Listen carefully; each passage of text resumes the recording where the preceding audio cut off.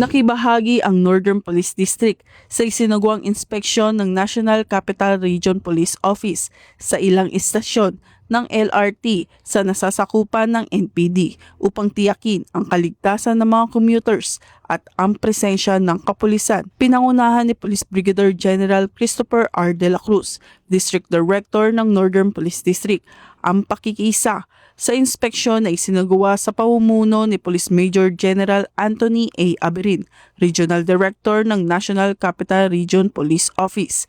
Sa isinagawang inspeksyon, personal na sinuri ang deployment ng mga kapulisan sa istasyon, gayon din ang kanilang kahandaan, pagiging alerto at visibility upang masiguro ang agarang pagtugon sa anumang insidente. Inobserbahan din ang daloy ng mga pasahero, mga umiiral na security measures at ang pangkalahatang kalagayan ng mga commuter sa loob ng istasyon. Bahagi ito ng patuloy na hakbang ng NCRPO at NPD upang mapanatili ang kaayusan, kapayapaan at kaligtasan sa mga pampublikong transportasyon, alinsunod sa adhikain ng bagong PNP para sa bagong Pilipinas, serbisyong mabilis, tapat at nararamdaman.